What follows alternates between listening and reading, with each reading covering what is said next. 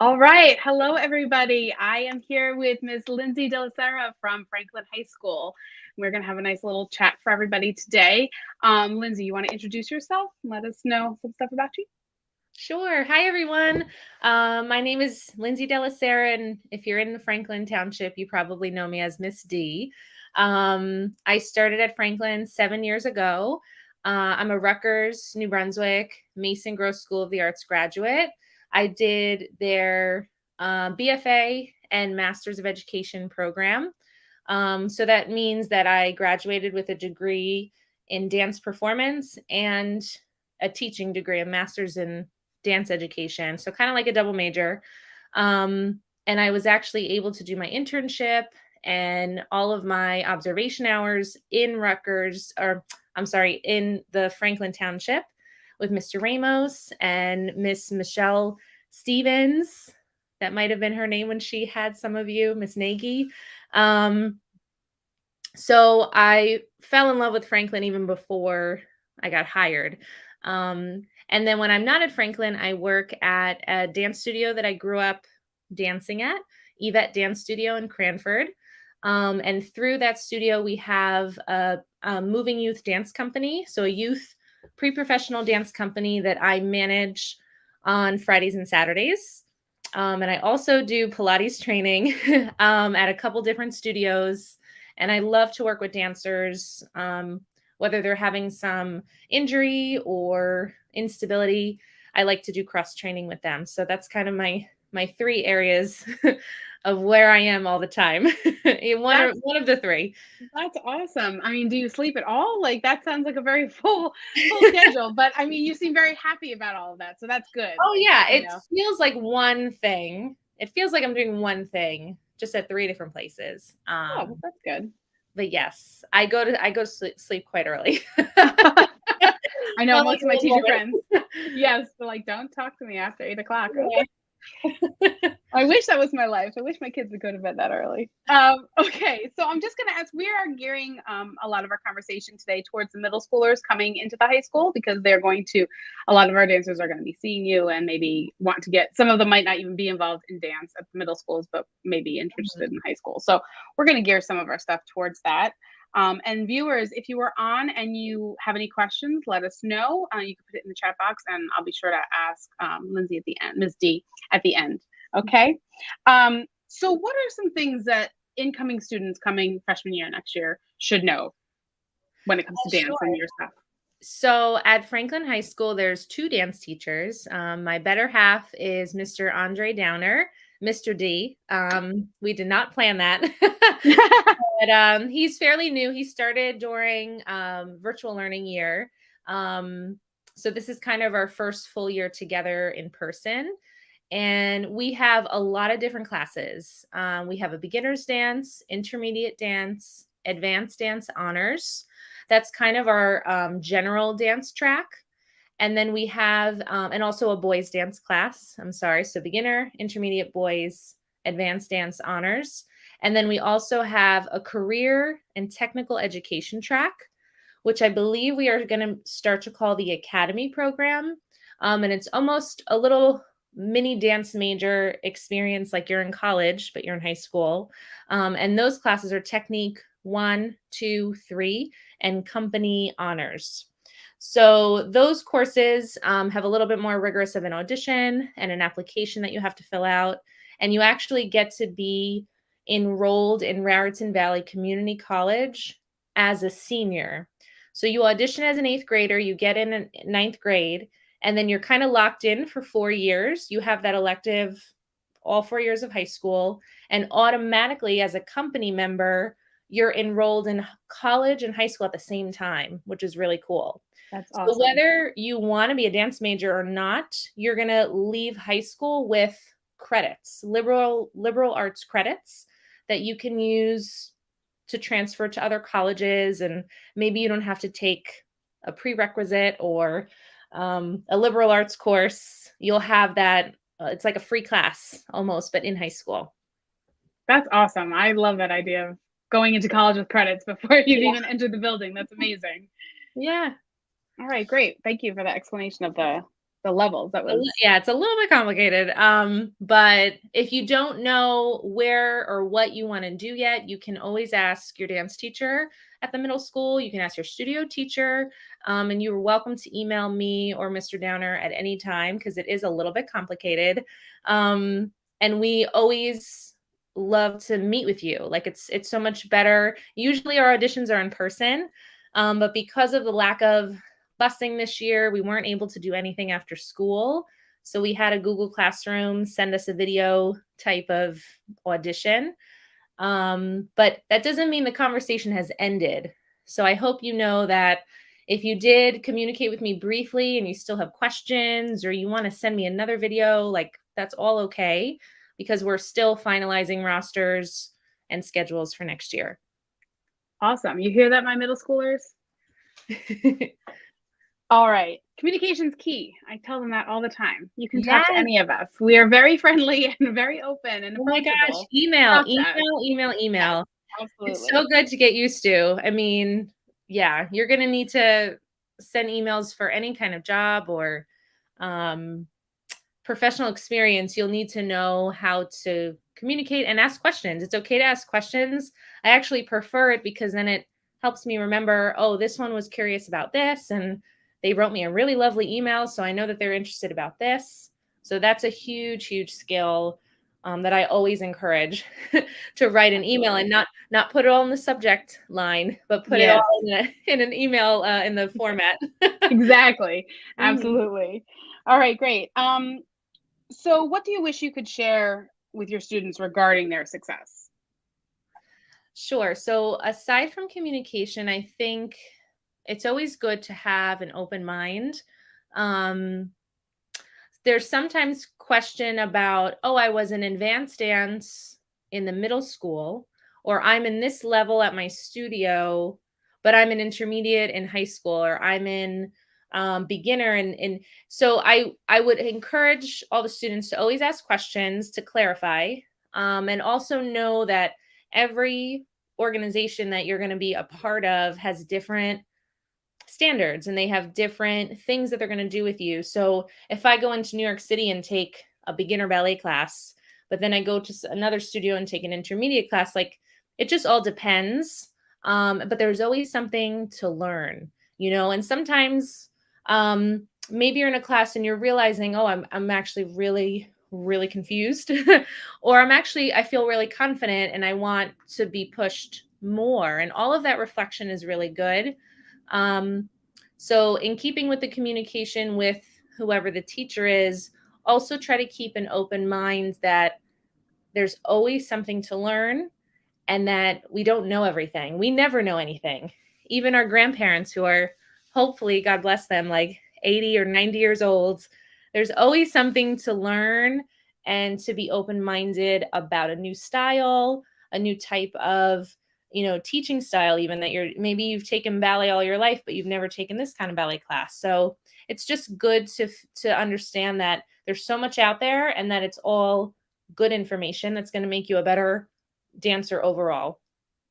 Absolutely. I'm always trying to take new classes and new teaching techniques or whatever. And I'm like, I don't have enough time to do all of these classes, but I want to know all of them because, like you said, I've learned that there's different teaching styles, there's different learning styles, there's different Mhm. technique, you know, all of it. And so there's always more that we want to learn. And Yeah. so that's great. Um, so discuss the journey to college for those pursuing dance, either professionally or in the education platform. And maybe here you can also talk about the CTE program that we do Yeah. that So probably goes with it. a brief, I mean, my personal experience auditioning for dance programs, it's very overwhelming. And I was just having this conversation with another colleague. All the performing arts, if you want to study a performing art in college, there's a lot of steps. There's a lot of things, and every college is going to look for pre-screens or they want a video or they want you to do a picture of first arabesque or a bar exercise or like there's just so many. They want you to freestyle or have a solo, a 60 seconds, or it has to have no lyrics. And there's a lot of details to be aware of. And it's not like you can complete the Common App and just send it in. So really, really read your application directions and start early. Like I would start shopping around sophomore year, I feel like just if you have older siblings or older friends, you go on tours or you go visit different areas, you search on websites. So I really love this dance team. I really love this in this state. And I love it on Instagram and I want to go check it out and see it. So as much as you can browse and kind of educate yourself on social media, YouTube, maybe they have a live stream concert. That's been great with all of the virtual stuff, is there's a lot of content that's right on your phones. And then once you know, okay, these are like my top 10, see what each one needs from you and try to make a list and ask your dance teacher or voice teacher or whatever, drama teacher for help early. Don't wait to the last minute. Know your deadlines, because it can be very overwhelming and you want to present yourself in a really prepared manner. So it's different than just applying for academics, for sure. Right. I mean, there's that side too, but the performing arts side has some extra steps. I've always expressed to the dancers to go to as many auditions as they can. Oh my so gosh. that even if I'm still terrified to audition, and I do this as a profession and it's still terrifying every Yes. time, but I stopped doing it for a while. So do it when you're young and get used to it and just know sometimes you'll get it and sometimes you won't. And that's okay. But you're getting the experience and getting that I don't know, that power that it can hold over you of your nerves if you're just constantly going and just taking it as a new opportunity to learn a new combination or a new song or whatever. And the path, and in speaking to that, like the more you expose yourself, one, you're going to feel more comfortable because it's a skill, right? Auditioning is a skill. So any skill that you practice, you'll get better at. But you're also auditioning them, right? Because they need or want you, or right, everyone applying, but you have to see if you're going to be a good fit there. So that's why I encourage them to ask questions, send emails, introduce themselves to all faculty when they're there. If they know students, like I try to connect alumni, like, oh, I'm interested in Montclair. Oh, this one just went to Montclair. Why don't you talk to him or her or whatever? So just as much as you can, again, educate yourself, learn, and just know that that institution doesn't define you, because there's kids that get heartbroken that they don't get into their dream school and then they take a totally different path, or they do community college and they get all their prereqs done and then they audition in June, after 2 years. Like, it's all okay. And it doesn't need, college is not a necessity. And I hope I don't get in trouble for saying that. But it is so, and maybe not immediately, right? Like there's so many other paths, especially for the arts. Oh my gosh, there's wonderful internship programs, pre-professional schools, and to just allow yourself that flexibility, because especially when you get into upperclassmen at the high school, like they get very stressed and they have to get in, or what am I going to do? And they don't like me. And it's like, okay, it's okay. Take a breath. Okay, so definitely being flexible. But kind of what we do at Franklin with the academy, or career and technical education track, when you're that dance major, we allow you to have 2 internships, so to speak. They're called work-based learning experiences, and you do 1 junior year and 1 senior year. And it's supposed to be a work study that you do somewhere in the community, exposing yourself to a profession. So at Modern Motion, we've sent quite a few students that will do either teaching, assistant teaching studies. They have done stuff, I think, at the front desk and with costumes. We've done photography. Yeah. So it's wonderful. And I know Miss Kate, they call you Miss Kate, has been so wonderful. I know that she hired one or two, at least. It was Jemiah and and they did, and they do classes now. Like, it's just such a great community connection, right? That you just never know what it's going to lead to. We've had other students do stuff with special needs population with the arts. We've done production work. So they've worked shows, either backstage. They helped at the State Theater. They have like a big arts day, and we've had students go and work it, and get experience working at a theater.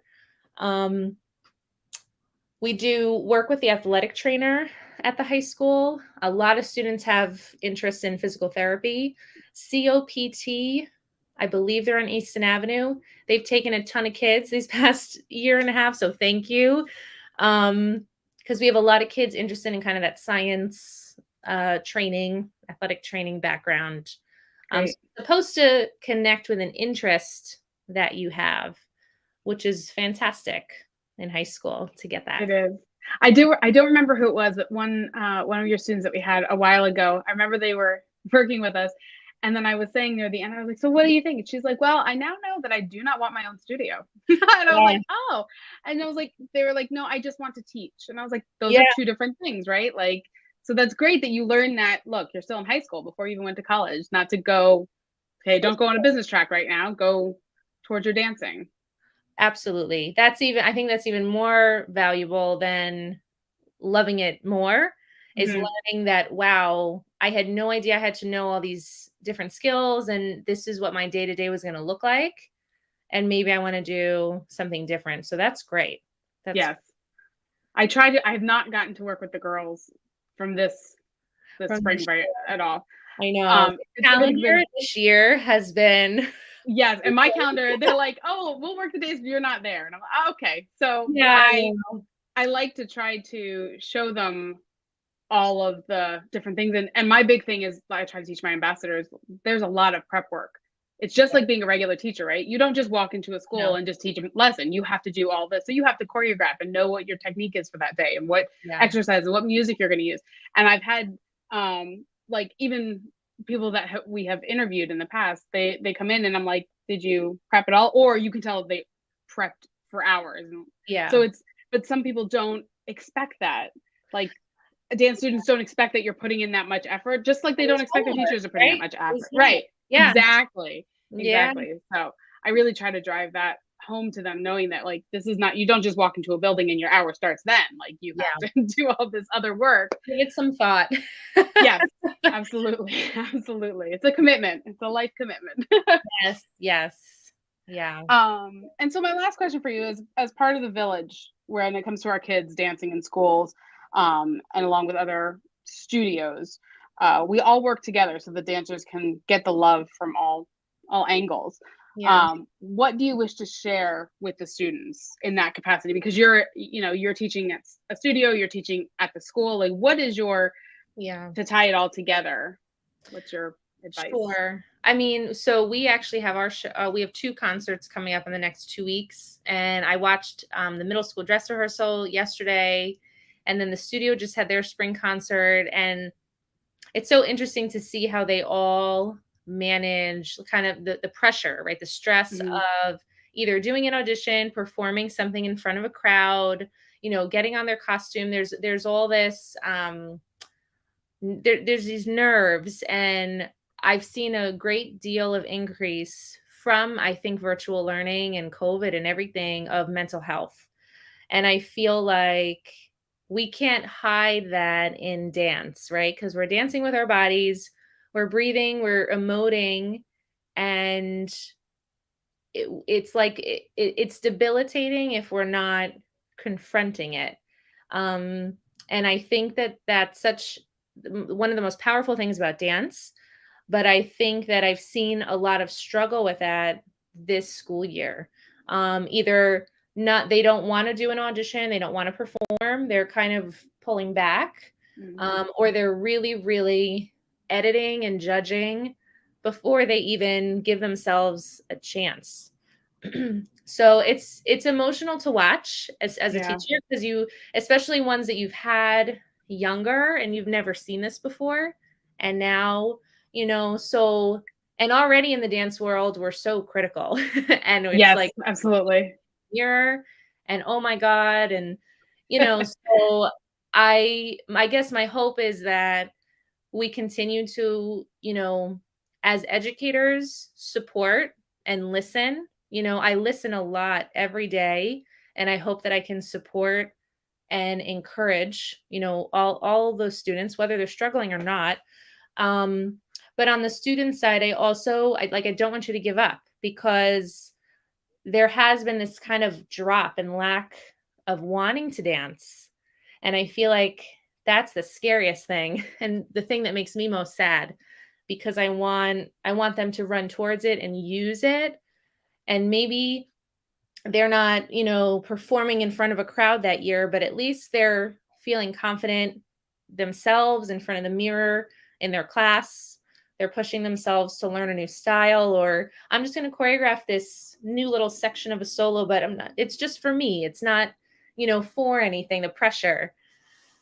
So I think that's my biggest theme this year, and what I did want to talk about tonight, because I'm sure at the middle school, it's the same thing. So, my hope is that we just keep talking to one another and not dancing, talking and dancing more. Absolutely. I constantly tell the kids, this is the place to come when you are feeling not 100%, right? Like, come Yeah. here, judgment-free zone. We are just here to enjoy dance together Yeah. and talk it out and dance it out, Yeah. I really try to emphasize that this is not a place that you need to worry about any of that other stuff. Yeah. You're safe, you're free, just be you and enjoy, right? Yeah. I agree with you. They're really struggling right now, and I haven't seen it get better yet, and that makes me really sad, because it's been bad since COVID, right? Like, it went Yeah. down very quickly and has not come back, and that I really feel for all of the kids, what they have to go through every day now, what their regular life is, and so And also it's just like that social element and that practice of performing. Like, even us teachers are out of practice and coordinating it all, because it's been a minute. yes. But then Yes. the students are like, oh yeah, I need a costume, and like I have to fix my hair and makeup, and I have to get tell my mom I have to get picked up later because I have rehearsal or whatever. Right. You gotta There's buy tights that don't have holes. like there's all this prep work. So I think that, this was a big transition year, and I'm just so grateful that we could have a live show. I mean, we had a winter show at the high school. Middle school, this is their first performance back. Wow. We just had the musical.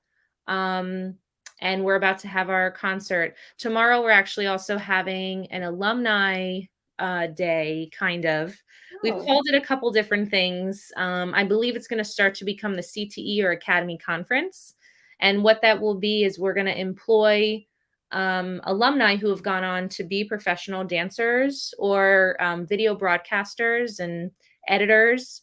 And they're going to come and teach master workshops to the students. Oh, wow. And then at the end of the day, we're going to have pizza, and they get to ask them questions and what's it like to be in a dance company? And, what did you do right after high school? Did you go to college? So that is open to everybody. We encourage the 8th graders a lot. They're probably going to be tired tomorrow morning because it starts at 9 a.m. But feel free to come by the high school. We might do another one in the fall, because the springtime we're learning, very chaotic. And this is only our second one. So I think we might try another season for next year. So if you can't come tomorrow, it's okay.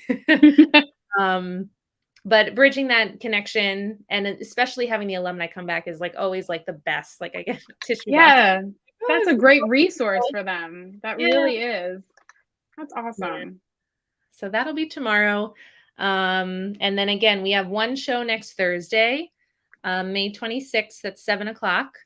And then we have another show June 3rd at 7:00. One is our Academy show, our company concert, and one is our annual, every year. It's our 21st annual dance concert. So we're celebrating 21 years. Wow. And we have some surprises. We have a staff special dance that's going to be involved. Oh, yay. It's going to be a fun night. I'm just excited to all be together. That's awesome. Now, do you need to buy tickets ahead of time, or can you just show up and? You can show up and buy. We're selling tickets at lunch at the high school lunches, but they can absolutely come at the door and buy tickets. We don't have any online platform. I mean, they're welcome to email me and I can put tickets aside, but we're lucky to have such a big space. I don't think we will sell out. So please come. They're $10 and we would love to see you there and you say hi. Yes, fantastic. I encourage you all to go. Those middle schoolers, and even not middle schoolers, everybody go. I'm gonna check my calendar. I have to see if I can make it. And you guys just had your show, right? No, we actually had a showcase in March with just our companies and some soloists. We have our show. We just changed the venue, but it's going to be on June 25th, Saturday, June 25th. Oh, great. And it's going to be. Are you going to be around? That'd be great if you could. I was gonna send you the info after everything that I have going on. So, and I'll make sure to share it on my Google Classroom. That's great. Yeah, we're gonna have it at the Franklin Senior Center / Community Center. Oh, good. We have 6 different shows, so we're hoping that because we now changed the venue that we can sell extra tickets. Wow. So that's the perk to moving it. Yes. Is it all different age groups? Not the shows are they're just arranged for how many kids we could like fit at a time for like a half an hour show. So that's how the classes got split up. So there's usually a range of kids from the babies to the older kids in all the shows. Yeah. So they're like little mini shows and that's good. And then parents don't have to stay for 4 hours. I know my brother always hated those 4 hours recitals I was in for 1 or 2 dances. Yeah. So. Oh God. God bless the dance parents and siblings that don't really want to be there. Yes, absolutely. Yeah. Absolutely. All right. Well, thank you so much for coming on, Miss D. And I look forward. Yes, and I look forward to everybody coming into the high school to you next year and seeing their successes with you. Always supporting Franklin all the time. Absolutely. Years. You were our first partnership, and we appreciate you guys so much. You and Ginger. Absolutely, and amazing. I appreciate all the dancers coming to help. I mean, we can always use extra help, so it's great. All right. Thank you so much, Lindsay. Have a great night. Bye.